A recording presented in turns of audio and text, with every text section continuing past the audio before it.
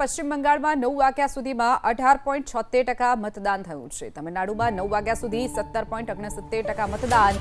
પશ્ચિમ બંગાળની 152 બેઠક પર હાલ મતદાન ચાલી રહ્યું છે, તો તમિલનાડુની તમામ 234 બેઠક પર મતદાન ચાલી રહ્યું છે। 4 મેના રોજ ચૂંટણીનું પરિણામ જાહેર થવાનું છે, ત્યારે આજે પશ્ચિમ બંગાળમાં मतदान शुरू थई गयुं छे। तो बीजी तरफ तमिलनाडुनी तमामे तमाम जे 234 बैठक छे तेनी उपर पण मतदान वहेली सवारे 7 वाग्याथी शुरू थई गयुं छे। एक बाद एक दिग्गज नेताओ मतदान करी रह्या छे, बीजी तरफ अभिनेताओ पण मोटा प्रमाणमां मतदान माटे पहोंची रह्या छे। पश्चिम बंगाळमां 152 बैठक पर मतदान चाली रह्युं छे, ज्यारे तमिलनाडुनी तमाम 234 बैठक पर अत्यारे मतदान चाली रह्युं छे।